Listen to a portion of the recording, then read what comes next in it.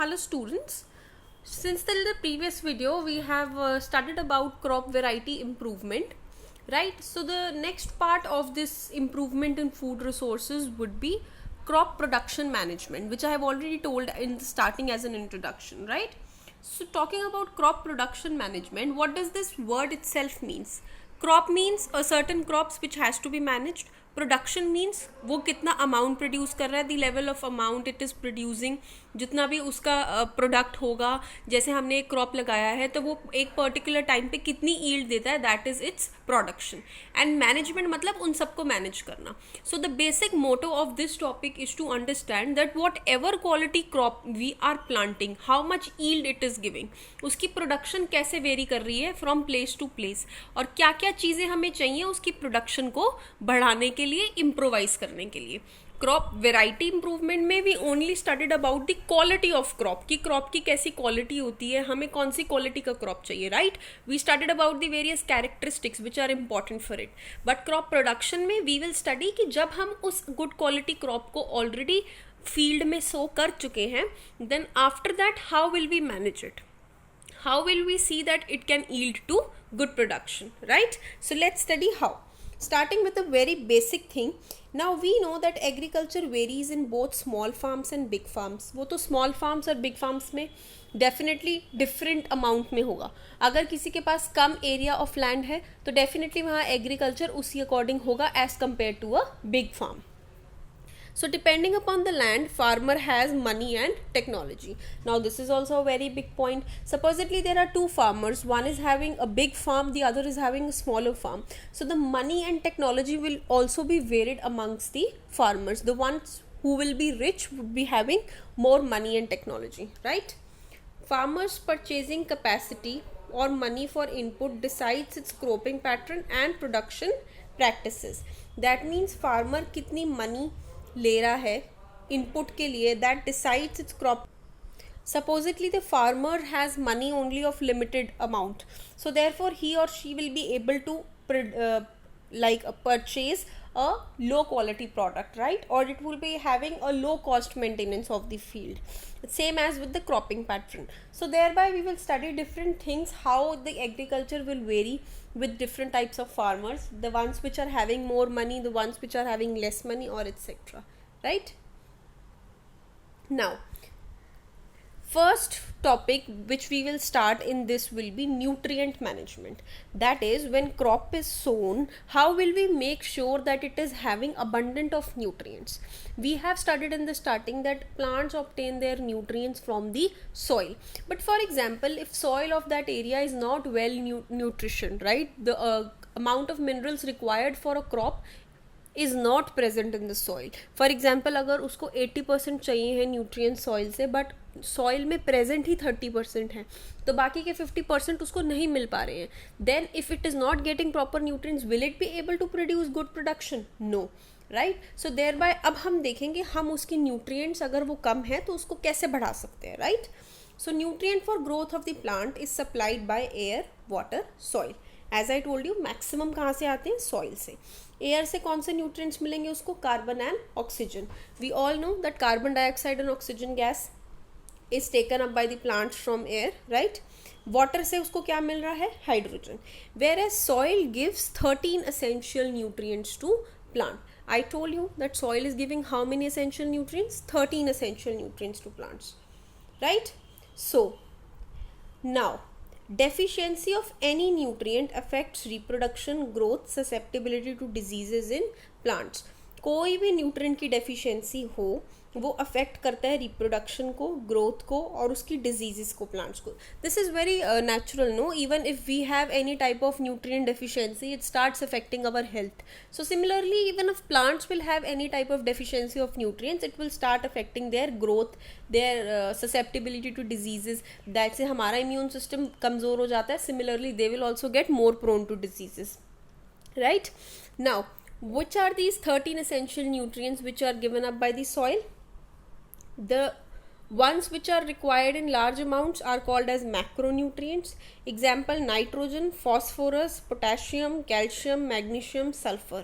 And the ones which are required in small amounts, जो कम quantity में required होते हैं प्लांट्स के, those are micro nutrients, that is iron, manganese, boron, zinc, carbon. Right now these you have to learn only, because there is no other concept by which I can make you understand. This is a cramming part, so you just learn these macronutrients and micronutrients ke example. Macro means the ones which are required in large, and micro means ones which are required in smaller quantities. Now, as I told you that sometimes a field may not have that correct amount of nutrients which are required by the crop, वो कम भी हो सकते हैं.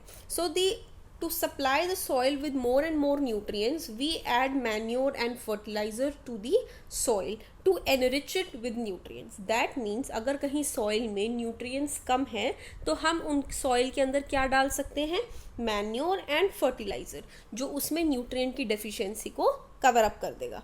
So the plants do not face any shortage of nutrients, ताकि plants को कोई भी nutrients की shortage ना हो. First we will study about manure, कि मैन्योर में ऐसा क्या होता है जिससे सॉइल की जो न्यूट्रिएंट एफिशिएंसी है वो इंक्रीज हो जाती है. Manure supplies organic matter and nutrients to the soil. क्या देते हैं वो सॉइल को, organic matter and nutrients to the soil. They are prepared by decomposition of animal excreta and plant waste. Animal और प्लांट के एक्सक्रीटा से जब वो डिकम्पोज हो जाता है, so that is how this manure is prepared. I will tell you how. You might have seen animals excrete anywhere, right? They do not know that they have a proper place for excretion, no. So that excreta is left exposed to the open environment. Slowly and slowly it becomes decomposed in the soil. We all know this कि bacteria etc keeps acting on it, and वो जो excreta वहाँ पे होता है, after 3-4 days you will see, you will find it mixed with the soil. So when that plant and animal excreta gets mixed with the soil, it becomes manure, and that is very rich in nutrients, right? It also increases the soil fertility. If you have ever visited a village or a village near a farm etc, you might have seen that the excreta of animals is prepared in soil. You might have seen there are round stacks of animal excreta which are prepared as manure. So what do they do? Wherever they try to sow the crop, there firstly before sowing the crop, they increase the fertility of the soil by adding that manure in the soil. अब जब वो manure उस soil के अंदर mix करते हैं तो nutrients भी increase हो जाता है और soil की fertility भी. Soil becomes more fertile. Okay. Further, organic matter improves soil structure. Now as I am telling you that organic matter is rich in nutrients, so अब soil structure तो फिर definitely improve होगा ना. The one which was having 30%, now it will have another 100% of nutrients, so therefore the soil structure will improve. It increases the water holding capacity of the soil in cases of sandy soil. Now these are some 2-3 characteristics of different soils which you need to understand कि अगर हम manure डालते हैं तो उन soils में ये improvement होती है. तो sandy soil में if we add manure, उसकी वाटर होल्डिंग कैपेसिटी इंक्रीज हो जाती है. Now what is water holding capacity? अगर आपने कभी देखा हो कि जब आप गिल्ली मिट्टी पे नॉर्मल मिट्टी पे पानी डालते हो, it becomes wet. We call it as गीली मिट्टी. So जब if you observe it carefully, you will see that there are some pores in that soil in which water is being trapped. So that is the water holding capacity of the soil. And for a good soil, it is important to have more water holding capacity. Sandy soil में ये water holding capacity manure के add होने से increase हो जाती है, right? Clayey soil में it helps in drainage and avoids water lodging. Now as the name suggests, clayey soil, so that is a bit like sticky to each other. Therefore the drainage in that is a little difficult, but when we add manure, it opens the pores of the clay soil, जिसमें से water जो फंसा हुआ होता है, it drains and it helps in proper drainage. And that is why these two things, it helps in drainage and avoids water lodging. So you do not have to cram it, you need to understand कि clay soil कैसा होता है, चिपका चिपका होता है. So उसके अंदर से पानी का ऊपर से नीचे जाना इज अ लिटिल डिफिकल्ट. तो जब हम उसके अंदर मैन्योर ऐड कर देते हैं, उसके पोर्स खुल जाते हैं, और जब उसके पोर्स खुल जाते हैं तो पानी जो उसमें फंसा हुआ होता है that drains inside the soil. So it helps in drainage and avoids water lodging. Now, as manure is prepared from biological waste, it prevents environmental damage by use of excessive fertilizer. अब हमें पता है कि ये manure किसका बना हुआ है, बायोलॉजिकल वेस्ट का. Animal excreta is something which is natural, we haven't prepared it, it is something which has been manipulated inside the body of an animal and then at last it is excreted out. तो उससे हमें कोई भी environmental damage नहीं हो रहा. Where as जो हमने सेकेंड थिंग पढ़ी थी स्टार्टिंग में, fertilizers, that is a man made product, we will study ahead. So therefore that causes a little environmental damage. But manure being prepared by biological waste, by it as it is prepared naturally, so it causes no environmental damage. Based on the kind of biological waste used, types of कौन से type का waste use कर रहे हैं, weather वो plant waste है, weather वो animal waste है, वेदर वो ह्यूमन वेस्ट है, या जो भी एक्सेट्रा चीज़ है, उसके बेसिस पे we have classified manure, right. First is compost and vermicompost manure, second is green manure, and we will study both one by one in detail so that you understand कि ये होते क्या है, right. Moving next, compost and vermicompost manure. Now what is this? Let's study. In this, farm waste material. Have you ever visited a farm?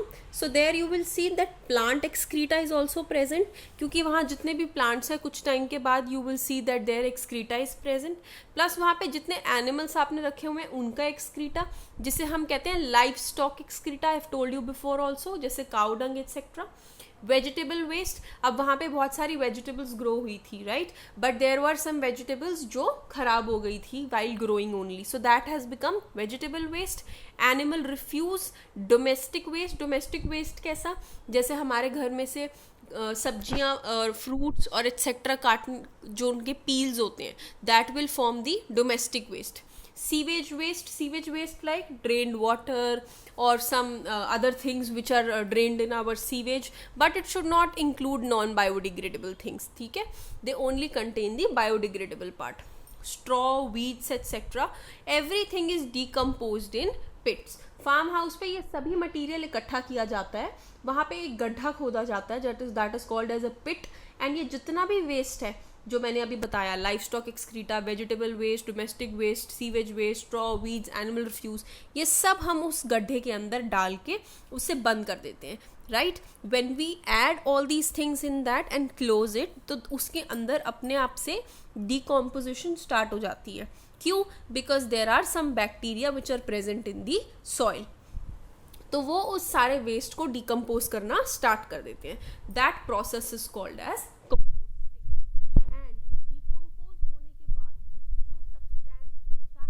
उस substance को हम कहते हैं compost, and that compost is rich in organic matter and nutrients. कैसे rich हुआ वो nutrients में? क्योंकि उसके अंदर वेजिटेबल वेस्ट था, उसके अंदर एनिमल एक्सक्रीटा था, उसके अंदर डोमेस्टिक वेस्ट था, तो ये सब चीज़ें वैसे भी न्यूट्रिएंट रिच ही थी, but just because they were wasted by us, so that is why they were not in our use. But हमने वो सारा मटीरियल एक पिट के अंदर डाल दिया, उसको कुछ टाइम के लिए छोड़ दिया, तो धीरे धीरे वहाँ बैक्टीरिया की एक्शन से एक नया सब्सटेंस बन गया जो कि सारी चीज़ों का मिक्सचर था, उसे हमने बोला कंपोस्ट, जो कि ऑर्गेनिक मैटर और न्यूट्रिएंट्स में रिच है, और उस प्रोसेस को हमने क्या कहा? Composting, right. Now this compost can also be prepared by earthworm. अब जैसा कि मैंने आपको कहा कि कंपोस्टिंग में जब हम उस पिट में डालते हैं तो बैक्टीरियल एक्शन से डिकम्पोजिशन होती है, बट कई बार ऐसा होता है कि सॉइल में जो अर्थवर्म प्रेजेंट होते हैं वो डिकम्पोजिशन इनिशिएट कर देते हैं, राइट, रादर देन बैक्टीरिया. कौन डिकम्पोजिशन करता है? Earthworm. That hastens plant and animal decomposition. So जब डिकम्पोजिशन अर्थवर्म से होती है तो हम उसको कहते हैं vermi composting. Therefore compost and vermi compost are almost same things, but जो कंपोस्ट है वो बैक्टीरियल एक्शन से बनता है और जो वर्मी कंपोस्ट है वो अर्थवर्म की डिग्रेडेशन से बनता है, राइट. मूविंग अहेड, सो वो अभी हमने पढ़ा कंपोस्ट एंड वर्मी कंपोस्ट. दूसरे टाइप का कौन सा है? Green manure.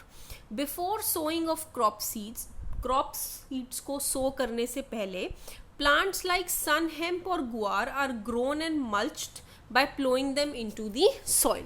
नाउ ये थोड़ा ऐसा टॉपिक है जो आपने पहले कभी नहीं पढ़ा होगा, right, so you need to understand it with a very cautious nature. यहाँ पे क्या है, मैंने दो प्लांट्स के नाम लिखे हैं, सन हेम्प और गुआर। ये दो टाइप के प्लांट्स हैं। हम क्या करते हैं, हम इनको मल्च करके मीन इन्हें सॉइल के साथ क्रश करके उसके अंदर प्लो कर देते हैं। That means indirect meaning is that we inculcate them into the soil. Mix कर देते हैं हम इन दोनों प्लांट्स को, डिग्रेड करके सॉइल के साथ मिक्स कर देते हैं बिफोर हम क्रॉप को उस सॉइल पे लगाएं। तो क्या होता है, the green plants turn into green manure. जो प्लांट्स हमने सॉइल के साथ, वो जो दो प्लांट्स सन हेम्प और गुआर, जब हमने सॉइल के साथ मिक्स किए थे, थोड़े टाइम बाद वो क्या बन गए, ग्रीन मैन्योर, जिसने सॉइल को क्या प्रोवाइड किया, nitrogen and phosphorus, that has enriched soil with nitrogen and phosphorus. So this was very easy वैसे तो, that दो plants लिए हमने सन हेम्प और गुआर, उनको हमने सॉइल के अंदर डाल दिया, तोड़ के उसको मल्च करके, अच्छे से मल्च करके मीन्स रब करके, डिग्रेड करके, थोड़े time when we left that soil, those green plants with soil have turned into green manure and they have, उन्होंने सॉइल को ज़्यादा से ज़्यादा क्या प्रोवाइड किया, नाइट्रोजन एंड फॉस्फोरस। तो वो जो मैन्योर बना है उसको हमने बोला है green manure. Once that manure is form, we sow crop seeds on it and therefore those crop seeds will have abundant of nitrogen and phosphorus to grow, right? This is how manures help in nutrient management. तो हमने पढ़ा कि कैसे crop production management होती है। We studied इसमें nutrient management सबसे पहले, कि हम प्लांट्स को अगर न्यूट्रिएंट्स नहीं मिल रहे हैं तो कैसे प्रोवाइड करेंगे। वी स्टडीड कि प्लांट्स को कौन कौन से न्यूट्रिएंट्स चाहिए होते हैं। देन वी स्टडीड कि हम उनको आर्टिफिशियली कैसे प्रोवाइड कर सकते हैं, by manures and fertilizers. Manure and fertilizers में से मैन्योर एक ऐसा प्रोडक्ट है जो नेचुरली बनता है, whereas fertilizers are made man made. और हमने मैन्योर्स के बारे में सारी डिटेल पढ़ी। वी स्टडीड मैन्योर्स दो टाइप के होते हैं, उनकी क्या क्या हेल्प होती है वो भी हमने पढ़ी। And then we studied two types of manure. Any confusion, any doubt, please let me know. In the next video, I will be discussing about fertilizers. Thank you very much.